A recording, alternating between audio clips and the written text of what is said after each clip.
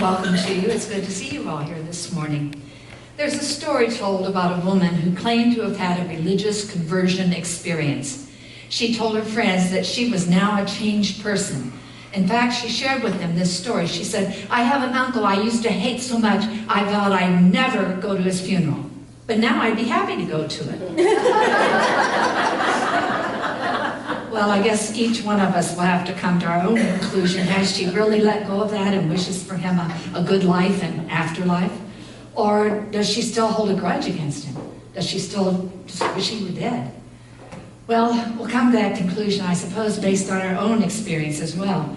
Because it's impossible for us to make our way through life without having and experiencing some sort of deep hurt. Maybe it's a coworker or a former friend, or maybe it's an ex-spouse.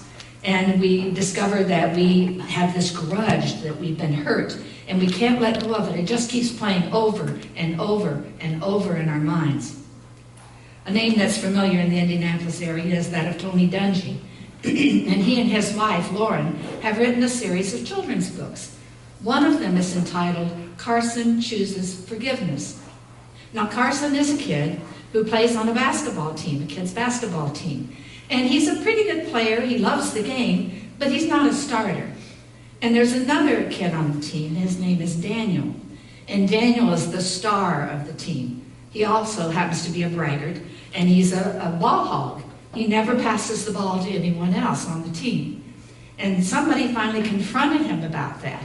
And he said, "Well, I never miss, but Carson hasn't made a shot in forever." Well, obviously that hurt Carson's feelings, and he was determined to try to find a way to get back. So the next day was a game day, and everybody except Daniel on that team met together, and they decided that they were going to teach Daniel a lesson. They were going to let him find out what it felt like to be left out and to be ignored and avoided and never receive the ball. And that's exactly what they did. And Carson felt pretty good about the whole thing. He thought he was learning him a lesson, that he had taught him something now that he would not forget. He found out what it was like. Well, maybe it hasn't been on a basketball court, but I suspect we've all had some sort of experience in our lives where somebody has hurt us deeply. And we've had to make a decision. Do we want to get back at that person? Do we want to make them pay? Or are we willing to take another vein and try to learn forgiveness and practice forgiveness and move on in a healthier way? Well, what do we do when we're in a situation like that? Forgiveness is really a hard thing to do, to really, really forgive, to let go of the ill will. Sorry about that. There's a story told about the acclaimed author C.S. Lewis. I don't know if you're familiar with that name or not, but he was a person who kind of struggled his way to faith. And the faith that he chose was Christianity. And one of the things he knew by being a Christian is that he needed to forgive those who had hurt him. When in his past, when he was younger, he had had a very cruel schoolmaster who had harmed him terribly. And he knew he needed to forgive, but it had been a hard thing for him. Not long before his death, C.S. Lewis wrote these words: "I think I have at long last forgiven that cruel schoolmaster who so darkened my youth. I thought I had done it many times before, but this time I think I really did it." He came to understand that forgiveness is hard work. Well, that's the story of C.S. Lewis. Well, how about someone else that we may be familiar with, or at least the name, and that is Eva Kor.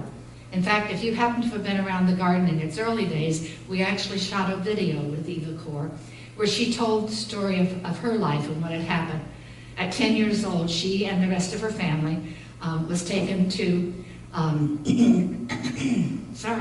Auschwitz, the Nazi concentration camp. And she and her twin sister were subjected to these twins experiments there by Mengele. And the rest of her family died in the camp, but she and her twins survived. And because of this horrendous experience she had been through, she was filled with anger and rage, and she held on to it for many, many years. In the late 1970s, a documentary was done about the Holocaust. And that's when it began to break through for her that She needed to change. She couldn't spend the rest of her life being filled with this anger at what had happened to her, the horrible treatment she had happened. And certainly that anger and rage was justified because of the horrendous treatment she had been given. But she knew she had to do something for her. And so she began to reach out to other twins who had been a part of those experiments. And they began to share stories and share memories. And that was step one toward healing, at least healing a little bit for her. And then she decided there was something more she needed to do. So she made the acquaintance of a Nazi doctor who had been also a part of that camp. And she got to know him, and they began to share stories and realized that they had been sharing very similar experiences, nightmarish kinds of things that they were going through. And as they shared more and more and more, she could see his suffering and how he was struggling with what he had been through. And she was finally able to forgive him. She said this, "Forgiving our worst enemy can heal your soul and set you free." And that's the lesson she tried to pass on to us until her death just last July 4th, as she was on her annual pilgrimage back to Auschwitz. Well, if she could go through that worst experience that anyone could possibly imagine and could get to the point of being able to forgive, there's hope for us too. My guess is there are folks here this morning who have had some hellish ordeals in their lives. And maybe it's time to try to work through those and see the hope here and be ready to forgive. But there are some things I think we need to understand about forgiveness. I think we sometimes get confused about what forgiveness is really about and what it really means. For example, forgiveness is not condoning the wrong. What was wrong is still wrong, so it's not condoning it. It's not demanding an apology, because that likely is not going to happen, and that's not conditional on that. And it's also not reconciliation. It doesn't mean that everything's good again and we're all buddy-buddies again. It doesn't work like that at all. That's not what forgiveness is all about. But forgiveness is really for us. It's a matter of letting go and finding some peace that we wouldn't have otherwise. It is letting go of that which has power over us so that we can have power over our own lives. This is how I would define forgiveness. It is a conscious, deliberate decision to release feelings of ill will and resentment or revenge toward a person or group who has harmed us, regardless of whether they deserve our forgiveness or not.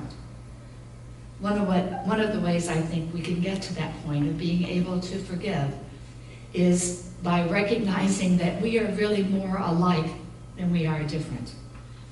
Years ago, there was a book written by Lewis Smedes. It was about forgiveness. But what really has stuck in my mind after all these years is one of the titles of one of his chapters. And it is this: Forgiveness Fits Faulty People. My friends, we are all faulty people. We all make mistakes. We all say the wrong thing, do the wrong thing. We all hurt one another. And we all get hurt in the process. But when we begin to realize that, when we recognize that in ourselves and in others, I think it gives us a little deeper understanding and maybe even more compassion toward one another.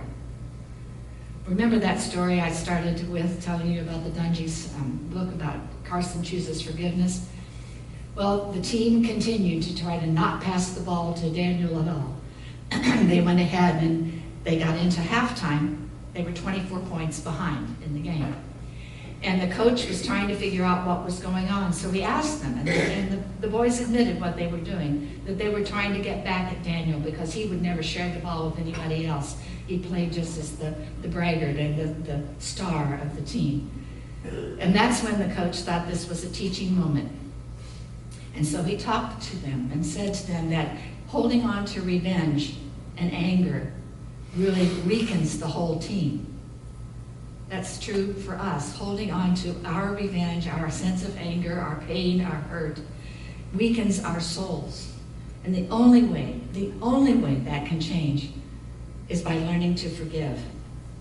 And yet, forgiveness isn't really something I think we can do on our own. I think it has something to do with God. Richard Rohr has a wonderful new book entitled The Universal Christ. And in that book, he talks about how God's love is a template for our human love. This is what he writes.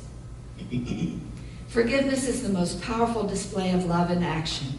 When we forgive, we acknowledge that there is, in fact, something to forgive. A mistake, an offense, an error. But instead of reverting to survival mode, we release the offending party from any need for punishment or recrimination. Forgiveness might just be the very best description of what God's goodness engenders in humanity. The Bible passage we have for this morning isn't really a passage, it's a verse. And it's a verse out of one version of the Lord's Prayer. And this is how it reads. Forgive us the wrongs we have done, as we forgive the wrongs that others have done to us. I think that's worth looking at it and saying it together. Forgive us the wrongs we have done, as we forgive the wrongs that others have done to us. Maybe this can be a reminder that we're just human beings and we're a part of this human dilemma. We hurt others, other people hurt us. But the only way we can make it through is by learning to give. My prayer for each of us is that we live happier and healthier lives when we learn to forgive. Amen. Hear these words from the Buddha. Hatred never ceases by hatred, but by love alone is healed. This is the ancient and eternal law. Have a great Sunday. Go in peace. Amen.